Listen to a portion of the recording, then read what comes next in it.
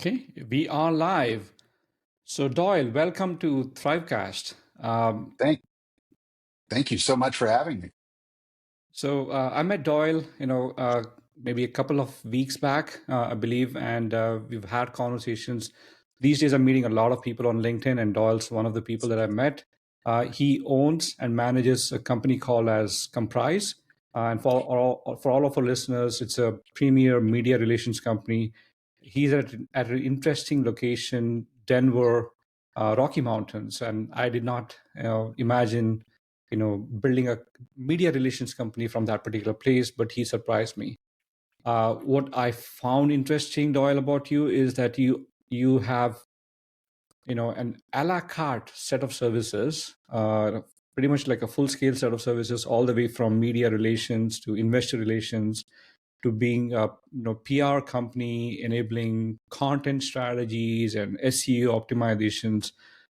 It's very rare for me to find someone who's been there, done that, and helping so many clients in that particular space.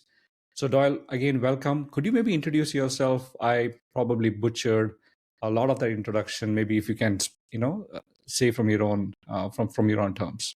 No, you did great. And I probably wouldn't have been that nice to myself. So I appreciate that. Yeah, Doyle Albee. I am CEO of Comprise.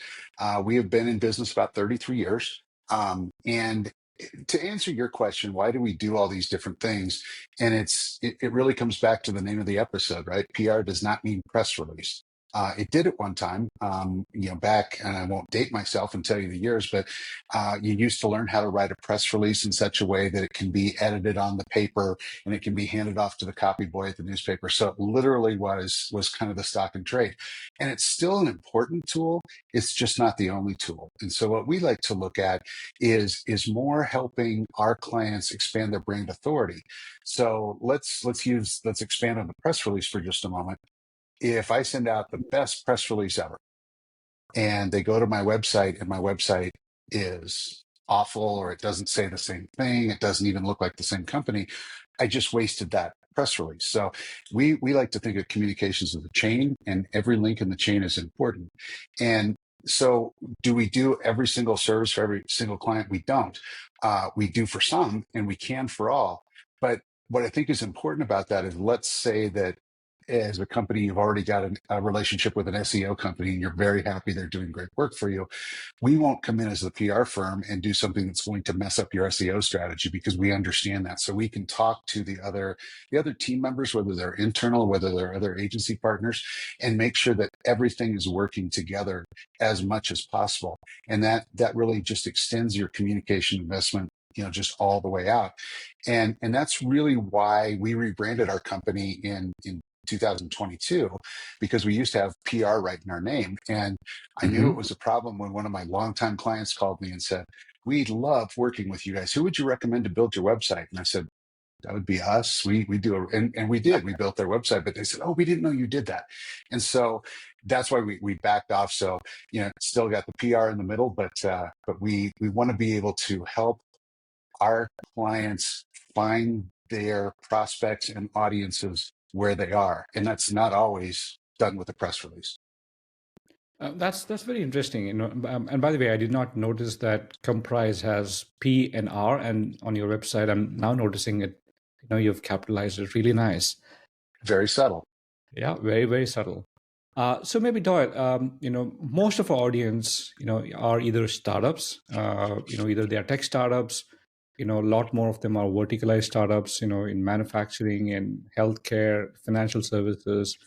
Lots of these startups have AI in their domain name these days. There's all the fancy AI, tool sets are being built by early stage startups, and we have a lot of audience like that.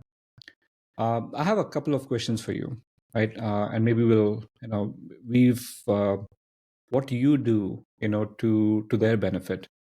My first question to you is, maybe if you could describe in your own terms, what does PR mean? I'm sure in traditional terms, in the good old days, anyone would launch a new product, especially a large company. They would hire an agency, or they would, go to some kind of a news wire and write up maybe 300, 700 words and publish it to the audience just to tell them that, hey, we have launched something. And it did not do much good to them. All that it was just a news article someplace, but there was no new signups, no new traffic coming to the website. In this new day and age, tell me a little more about what do you think is a PR, and over the years how it has changed or evolved, to be anything more than that. Yeah, absolutely. Um, I think a couple of things have really shaped the landscape here. First of all, we have to remember that there are, and I'm not going to throw out a percentage because I don't have it off the top of my head, but less than half as many media outlets and professional reporters and all Hmm. those things as there were, even when I started in this industry. So, it used to be that maybe the business desk at a major daily paper in a metropolitan area like a Denver or a San Jose might have somebody that writes manufacturing. They'd have a different reporter that would write tech, and they'd have a different reporter that might write healthcare. And now they're going to be lucky to have one reporter that writes tech and healthcare and manufacturing. And oh, by the way, if the guy that's supposed to cover the Denver Nuggets doesn't show up, you might have to go do that as well, right? They are taking their own pictures. They're expected to do their own social media. So that there is just a whole there's so many fewer reporters out there that we're all still trying to get the attention of. And so the old way of here's a press release and yes, I'll call you and then we'll do a story about you is just simply gone by the wayside. So Hmm. the way we try to approach it and what the way we think even a startup can do well is how do you establish yourself as a brand authority? And I often like to say, take a step back and think, when's the last time you saw a profile of a company simply because they launched? And yes, there are outlets that specialize in that absolutely, and you should absolutely reach out to the tech crunchers and those kind of folks. But think about the San Jose Merc or the Denver Post or even the New York Times. Unless you have some huge hook to a story, like your founder happens to be the son of Steve Jobs or Yeah. something like that, you're probably not going to get that kind of a story. However, what reporters need, and this comes back to what I was talking about, if I have to write manufacturing and tech and healthcare and I need experts. I don't have a Rolodex of all these manufacturing experts because this might be the first story I ever write on manufacturing, the first story I write on this kind of manufacturing. And so if you can establish yourself as somebody in the industry that's got a point of view that I'm not trying to sell my company, I'm just trying to tell you what's important about the industry. That can actually work really, really well for you. We are, as an agency, part of several services. So I get emails throughout the day of reporters saying, I need an expert on X or I need an expert on Y. So they're looking for expertise as opposed to, and so I think it's a matter of shifting your mindset to say, I don't need a huge 1,000-word article on my company. It's even better if I'm quoted in the middle of an article that's talking about a current trend, and I can Hmm. say some really compelling things about that and begin to establish my authority within the industry. So what you're saying is that the PR is becoming narrower and not narrower to the very specific use case. And if I go by what you said last, is most companies are okay to be quoted, in the middle of a page rather than the owning the entire page themselves. Right? Hey, General Electric announced a big, engine. Instead of that, I think most people are now these days are happy that GE is building something of that sort, and hey, we are actually being able to go and make specific part or specific this thing that has probably more. That's where it is evolving to. It's not just a big press release; it is the very specific use case, very specific case study that is coming out. Am I understanding that right? You're absolutely right. And think about it this way too. When we use GE as an example, there's a company that everyone knows, right? And it's so, oh, what's GE doing? I'm interested in that. But most of your audience, as I understand it, are startups Yeah. or just coming out of that phase. So if I see a headline that says company A, launches product B, and I don't know who company A is, what product B does, I'm likely to maybe skip over that article and Yeah. move along. But if I see an article that says, new trends in cybersecurity, for example, and there's quotes from various cybersecurity companies, I'm interested in trends in cybersecurity, so I'm going to read those and I'm going to pull that out and recognize those companies and those that are quoted as these people have a point of view that is significant enough to attract the attention of these reporters. And that I think is every bit as, if not more valuable than, working so hard to get yourself that one article that's going to just, set you up. It never works that way. Yeah.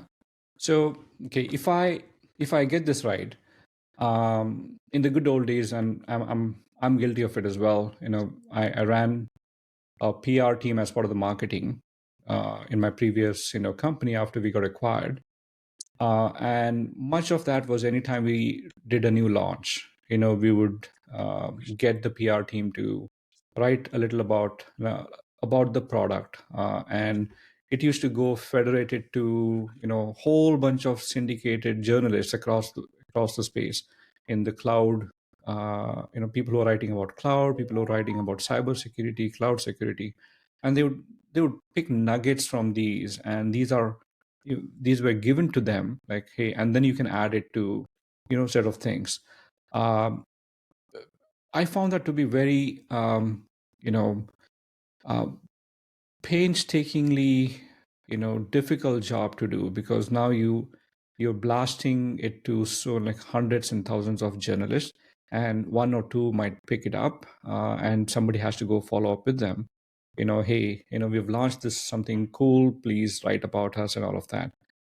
What you're now saying is that, you know, um, instead of, could you tell me a little more? So, does that change now, right? So, meaning not necessarily every single PR, every single launch becomes a PR, but every single use case that, hey, these are the industry trends, and this is how somebody's solving that particular problem in the new world. Is that the new PR, and not necessarily the old launch PR? This is but the use PR.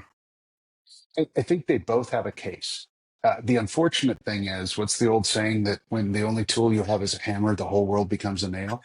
And I Yeah. think too many people approach public relations that way and think public relations is when I issue a press release.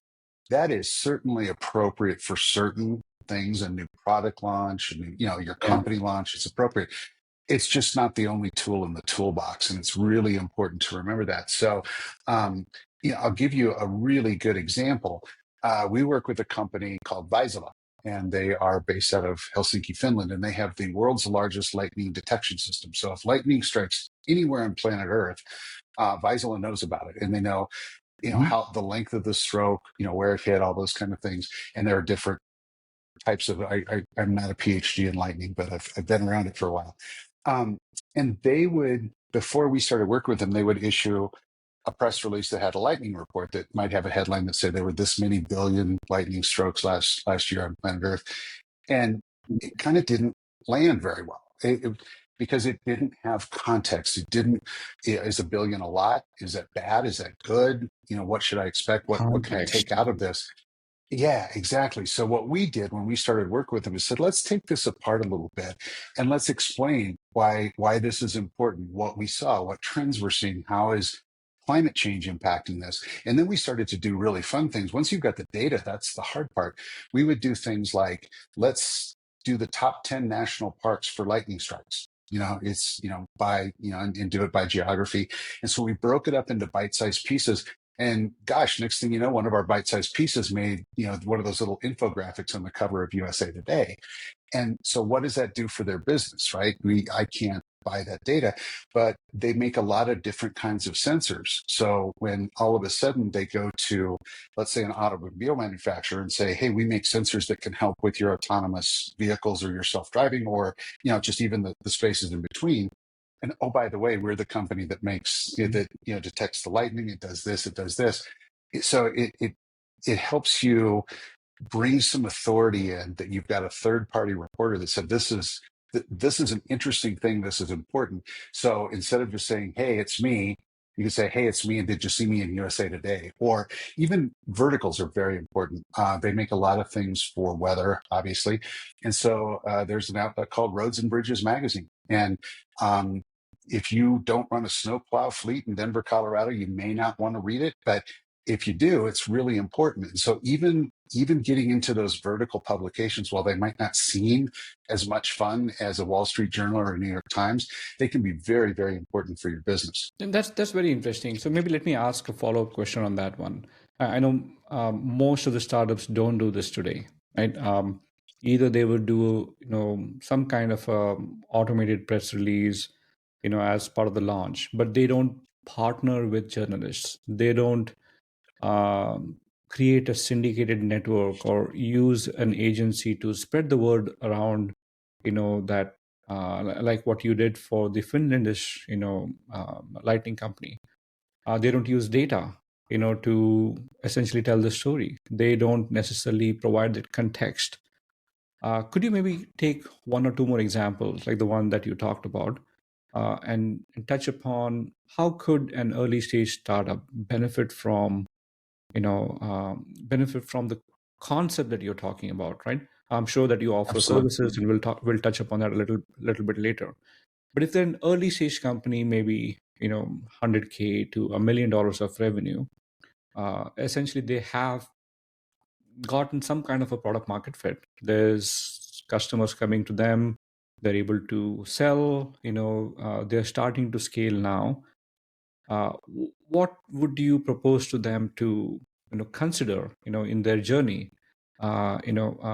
Typical at very high level, right? If their sales and marketing spend is about, let's say, $1 million a year, uh, they would employ AI SDRs, people who are calling them, to get the demos. They will probably have some marketing guys writing some content, some kind of inbound lead generation mechanisms that they would do. Where would they find the budget? What should they cut down, and what should they do better? With the concepts that you're talking about. That, hey, uh, you know use the concept of PR and get the word out, rather than just focusing on content, or white paper and white paper case studies. There's a new tool in the arsenal, and that could be the PR. And what could that be? Well, I think that public relations and the results from public relations can augment all those things that you talk about. So if you've been doing a great job as a company with content on LinkedIn, and you've got appropriate followers, and you're getting some good conversations, what a great time to slip in. Oh, did you see our piece on this in, pick your, a vertical or anything like that? It becomes a part of that for your credibility Mhm. and that third party attention and those things. And, one thing, and I'm going to pick on a couple of companies in my industry, not competitors, but I think a lot of people think that, you take a press release, you put it on a wire service, and you're going to get all these, what we call hits back, press hits back. Yeah. Not all of those, but a very large number of those are, um, not really what they're cut out to be. We've done a lot of work with these here, and we share those with our client. If anybody in your audience that's ever done a press release with one of the big news wires has seen, like, how do I get on this little TV station in Fort Worth, Texas? And you get all these little hits. These folks have contracts with those people, and that's great. But Yeah. if a lot of times you can even say, oh, look, we got on Fortune. Go to Fortune and try to search for yourself. You won't find yourself. There are separate pages that, yes, if you type in the entire long URL, you can get to it, but it's really not coverage that other people are seeing. And I think there are those in my industry that do a disservice to entrepreneurs and business owners that present this as coverage that can move the needle. It doesn't. Even Google doesn't recognize that at the same strength as a true news article. So we try to take a step back, and because we really focus on what we call innovation driven organizations, so we work with a lot Yeah. of tech, a lot of telecom. So this, typically, it's not something that needs to be, on the NBC nightly news. It's great if, you happen to get there, and we've done that from time to time. But, we want to be in appropriate verticals. We want to be in business sections. We want to be in those kind of things. And so that truly is, while you might do the press release on the wire, just so it's easy to send a link to reporters, then you begin to speak to reporters. So I'll tell you a story about a client of ours that was a startup this was some early AI. So this was even pre-pandemic, I want to say 2017, 2018, maybe. And it was a company that we worked with called Valiant AI. And they created from scratch, not using any of a Siri or an Alexa kind of thing. Hope nothing goes off in my office here. But they built from the ground up an AI that had one job and one job only. Holly took orders at the drive-through, and so they trained her for months and months on, the different diet. People come in with an accent or what have you, Mhm. but her accuracy was so good because if you think about the mainstream, when I say something to mine, and I don't want to say it and have three devices light up here, but she doesn't know if I'm going to ask her for a joke or a weather report or my calendar for the day. So there's all these things. This was, she had so Much more many fewer knowledgeable. words and vocabulary, right? So she Yeah. could be so accurate. And so then what we did is slice and dice that story and took it apart. So for a vertical like quick serve restaurant, QSR, they love just the technology. This is a cool thing that our readers may want to implement. Yeah. But when we got them in the Washington Post, it was to talk about the labor shortage, because one of the things we wanted to make sure that we combated, if you will, is, oh, this is just a sneaky way to not have to pay more than minimum wage to these people. And the real fact is, how many times have any of us walked into a quick serve restaurant and there's 7 cash registers and 3 people? Yeah. It's because they can't get the help that they need. And so the lines are longer. And so this can help alleviate that and also free up humans to do things like, for example, if there's a line out the door and there's 3 people there and an elderly customer could use some help carrying her tray to the table, there's nobody available to do that. And now technology can allow us to have the Mm. humans do what only humans can do. So again, by taking that story and instead of just saying, hey, everybody should understand what it is that we've got here in a 400 or 500 word press release. You take the pieces that interest the business reporter, you take the pieces that interest the vertical reporters, and you develop that story that direction. So what you're saying is context matters. It's never a one size fits all. I mean, that used to be the PR, right? It's one single press release, and you read it, you understand it. It's good for you. If you don't understand it, here's anyways. We have spent, $1,000 towards it. But what now you're saying is that because the audience matters and the audience have a very specific context, and there are news agencies, could be Business Wire, could be Outlook, could be Time magazine, or whatever that might be. Every single outlet has its own audience and has its own context. So you'll have to tune your PR, you tune your messaging to that particular audience, and that's probably where this will become more relevant. And I think that's where the growth will happen, right? If it's a one size Yes. fits all, you know, growth will stall because nobody will understand it outside few people that you're in your circle that you're able to influence. But you're able to message that to the right audience, position it appropriately, through these networks. I think that's what you're referring to. Would that make sense? That, that, Could you give maybe another example where you've seen this manifest a lot more? Um, it, I can see like OpenAI doing something of that sort, or somebody else. But maybe if you could some examples that could be relevant for me to understand, maybe our audience to understand this as well. yeah, it's let me do this. I'm going to grab a visual aid here really quickly. We didn't go too far. I'm back. Okay. So we talked about our friends at Visalo, right? So they make many things. This thing that I'm holding is called a drop zone. And Mm-hmm. this is what the folks, the hurricane hunters at NOAA, when they fly over hurricanes, they drop Mm-hmm. this into the storm and it falls to its death throughout the storm. But it's full of all sorts of sensors and whatnot that Mm-hmm. report back and they tell wind speed and they do all sorts of things. So what's important about these, and by the way, the real ones don't say Visalo on them. They don't worry about labeling them. The hurricane doesn't care. Yeah. Um, but so why is this important? It can increase tracking accuracy for a hurricane up to 20%. So, Mm-hmm. think about that. If a hurricane's 500 miles across, that's a 100-mile difference of who's going to get a direct hit and who's maybe going to get a lot of rain, right? So it's a very important thing. So, and again, it's the goal here was not to sell more drop zones. NOAA needs what they need. The goal was to establish this company, again, back to that authority. We're experts. We understand sensors.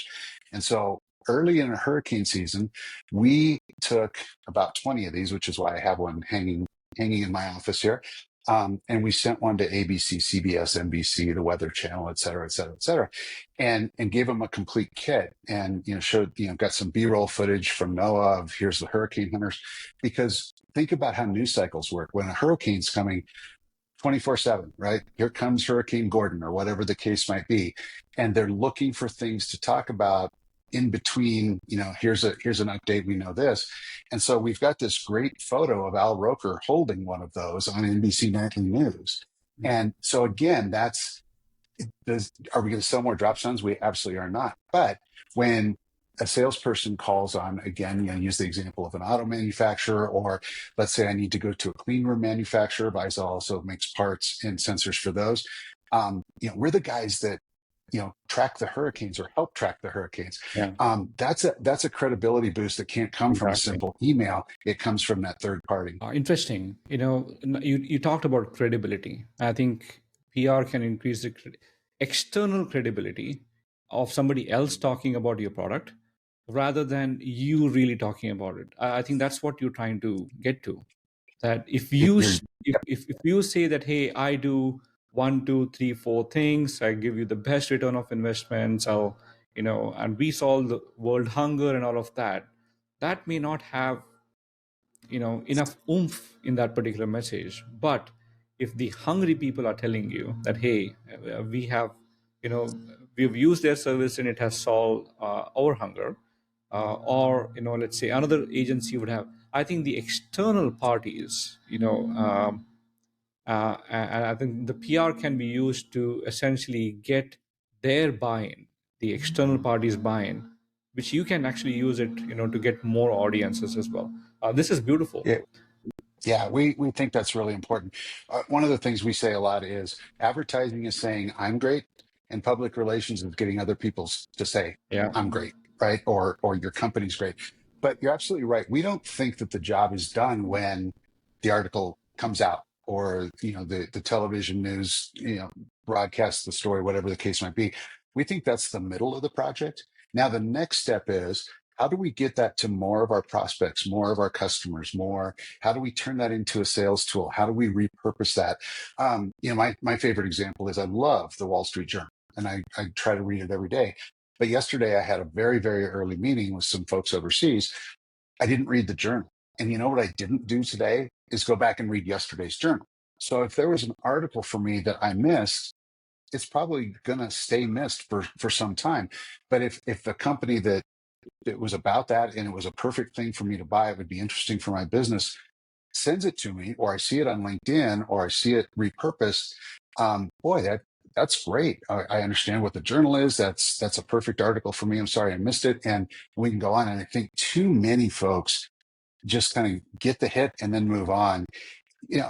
An article that appears in a publication like a Wall Street Journal, or even a key vertical that is very favorable to you or really positions you well, um, gosh, I think that's got a shelf life of months, not days. Now, obviously, a daily paper has a shelf life of 24 hours, but you can tell people about your exploits in the media for weeks and months afterwards, and really extend your investment. So let me maybe, I know Comprise and your team offers a lot of services. Could you maybe give an outline of the set of services? And you sent me a beautiful list of things, all the way from the ember, to the fire, to maybe just outline, for our audience, what does Comprise offer, and of course to all the listeners, we'll actually post this both on LinkedIn as well as on our blog post, so that way you'll be able to go actually either purchase Doyle's services, or you can actually go contact him as well. So maybe Doyle, if you could Absolutely. explain a little bit about the services that you offer, and why they're needed, for the Sure. companies. Absolutely. And one of the things that you probably noticed about that list is none of them were just, we'll write a news release for you, we'll put it on the wire, and and that costs you X number of $100. We say all the time that public relations is a process, not a project. And so even if you're a startup and you don't have a huge budget, we recommend, hey, I'm ready to do my launch release. I've got something really good here. We can help you tailor that message, to fit into a current trend, to do some things, and then also develop a small media list. You don't have to have millions of dollars to do this, but hey, here's 12 reporters in your industry vertical that it's really important that we email this to them, that we start a conversation with Hmm. them so we can get some coverage that direction. So that's how we broke that down. In the bigger picture, we can help companies with, like I said, everything from their website. We do SEO, we do social media management, both paid and organic. Obviously, press relations and media relations. And we also do a lot of contributed content, which is, we started the conversation talking about how many fewer reporters there are in around the world, but certainly here in the States as well. So to call and say, would you be interested, Mr. Editor or Ms. Editor, in 800 words on this trend within the industry? Sometimes the only place your company might show up is at that very bottom where it says, this is Bob, he's CEO of this startup. And that's okay. We did an article for a client of ours that was an app developer that Hmm. literally was the top 3 things you should ask your app developer before signing on the bottom line kind of thing. And did not talk about their company. It was just really, ask this, ask this, ask this. And I know, and it was a local hit here in Denver. And they got, I want to say, in the high, like 60, 70 inquiries, and about a dozen new projects out of that one piece. So that's kind of coming back full circle in our conversation to, it doesn't have to be, this is the best app developer on the planet. It's, that guy said some really smart things. I've been looking for an app developer. I think I'll give him a call. Okay, super. I think, to our audience, and we will actually put all of that.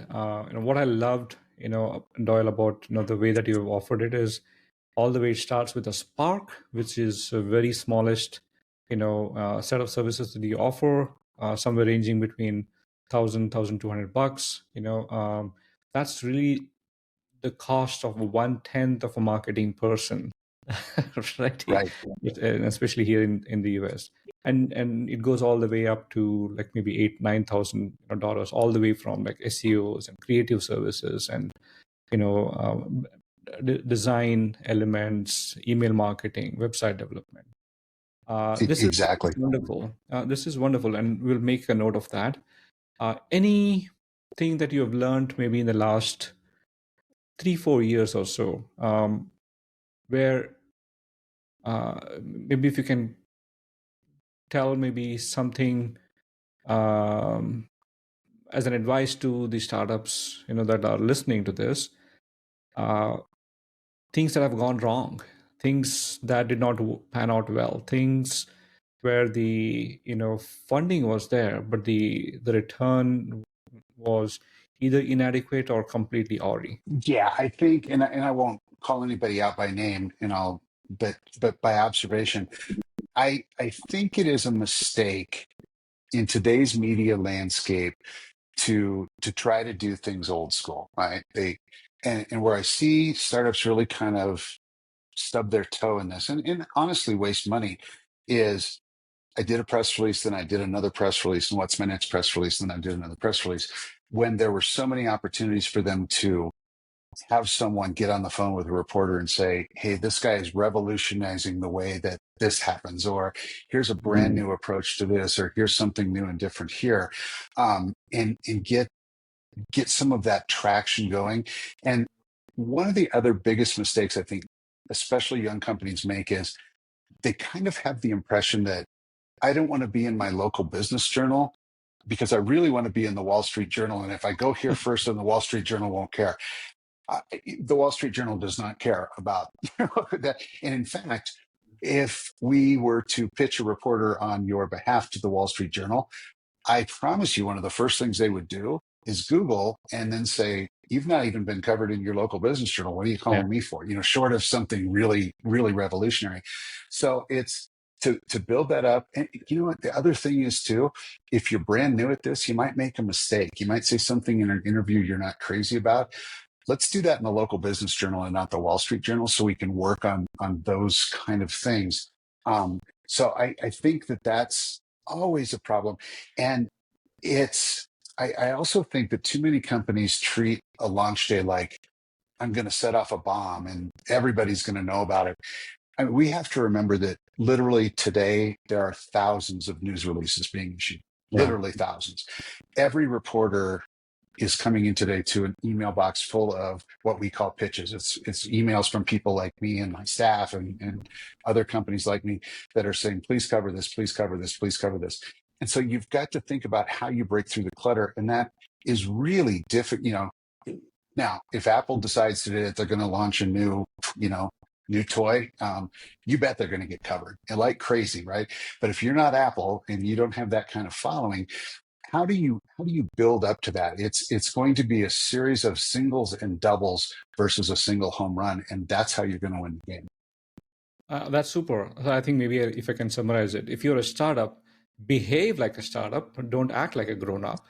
It's a step ladder. Go start small and then go big. This is wonderful, Doyle.